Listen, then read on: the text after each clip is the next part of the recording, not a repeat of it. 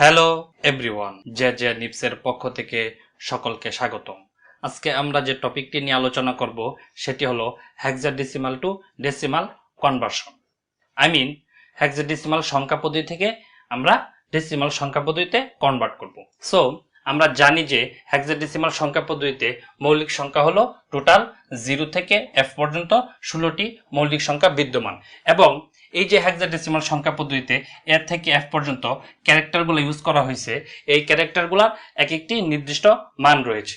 যেমন a equal 10, b equal 11, c equal 12, d equal 13, e equal 14 এবং f equal 15। আরেকটি বিষয় হলো যে a to the power 0 equal 1, a to the power 0 equal কি 1। So কোনো একটি সংখ্যার উপরে পাওয়ার যদি 0 থাকে তাহলে ওই সংখ্যার মান হবে 1। যেমন 3 to the power 0 equal 1, 16 to the power inverse 1, এটা মানে হলো 1/16। তাহলে এটার মানে কত?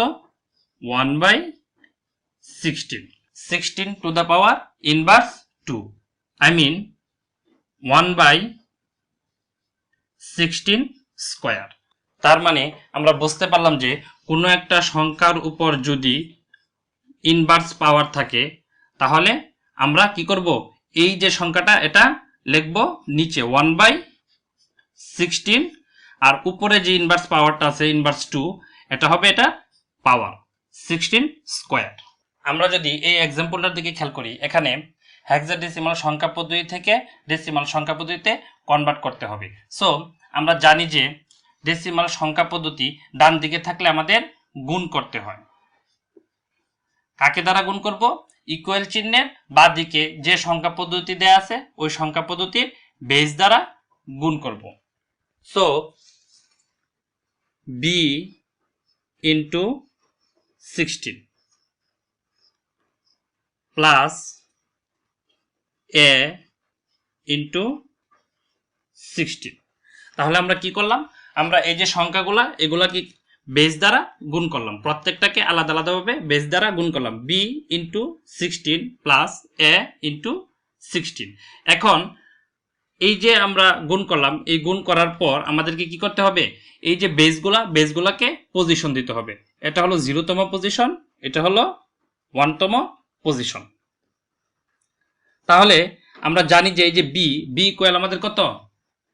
11, b ইকুয়াল 11। তাহলে এই যে b ইকুয়াল লিখলাম 11 ইন্টু 16 টু দ্য পাওয়ার 1। তার মানে কোনো একটা সংখ্যার উপরে যদি পাওয়ার 1 থাকে আমরা জানি ওই সংখ্যাটাই লিখতে পারবো।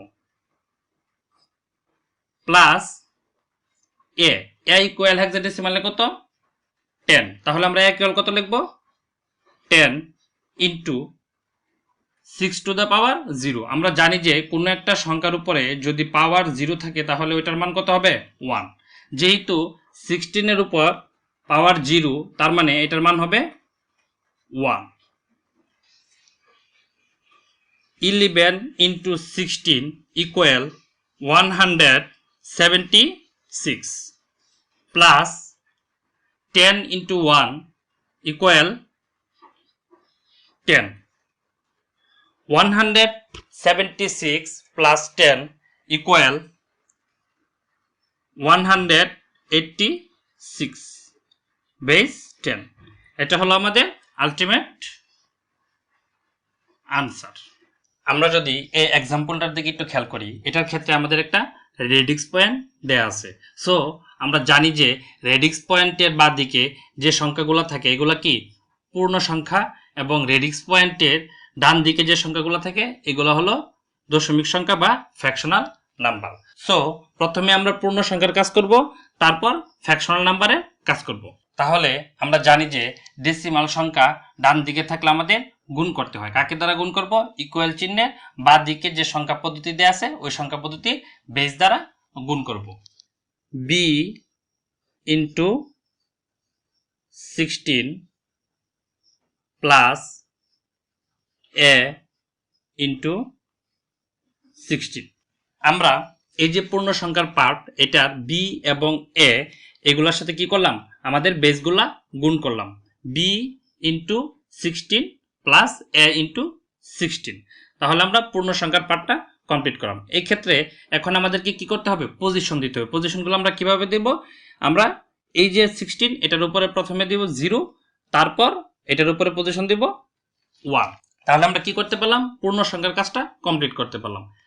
এরপর প্লাস আমরা রেডিক্স পয়েন্টে ডান দিকে যে সংখ্যাগুলো আছে এগুলার কাজ করব। এ ইন্টু 16 প্লাস 2 ইন্টু 16।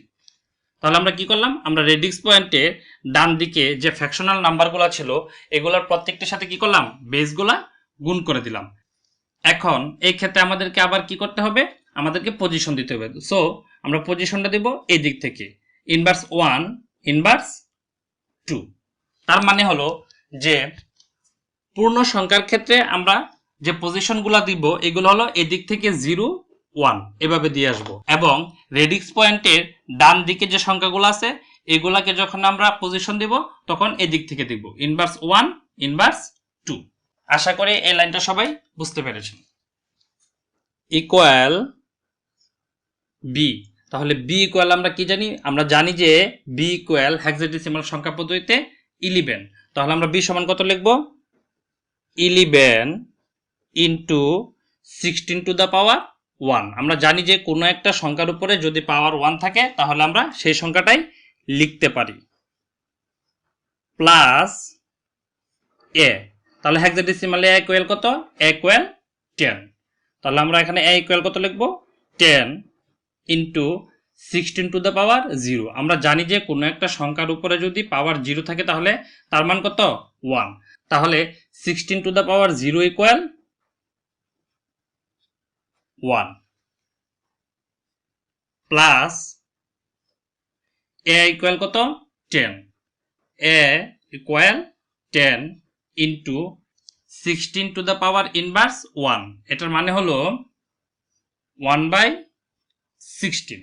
তাহলে আমরা এখানে লিখব 1/16 plus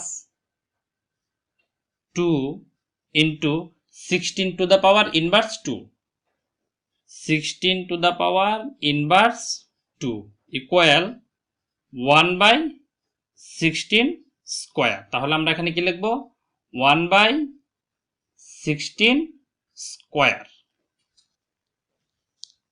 equal 11 into 16 is equal to 176 plus 10 into 1 equal 10, plus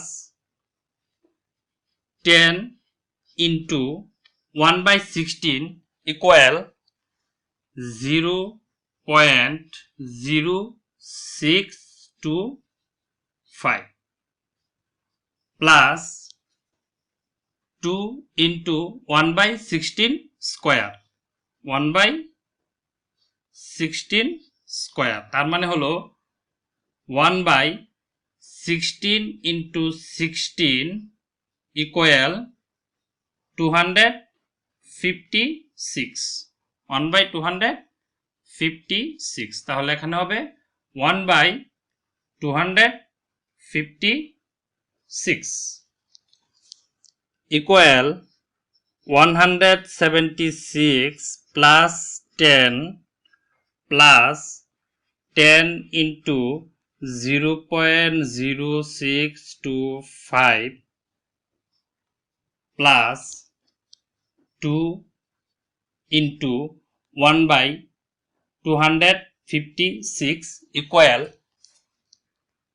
3.9065 into 10 to the power inverse 3 equal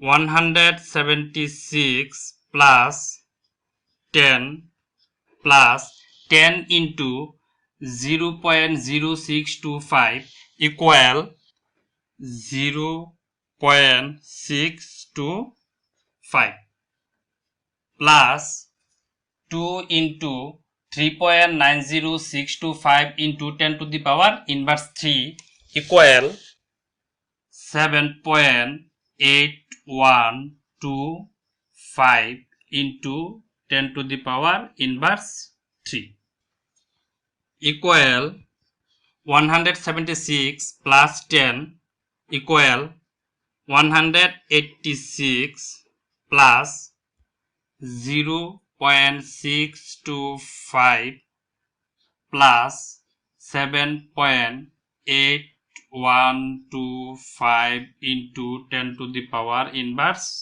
3 equal 186 plus 0.625 plus 7.8125 into 10 to the power inverse 3 is equal to 186.632812 base 10 এটা হলো ultimate answer. So আশাবাদী আপনারা বুঝতে পারছেন যে কিভাবে hexadecimal সংখ্যা পদ্ধতি থেকে ডেসিমাল সংখ্যা পদ্ধতিতে রূপান্তর করতে হয়। আজকে এই পর্যন্তই। আল্লাহ হাফেজ, সবাই ভালো থাকবেন।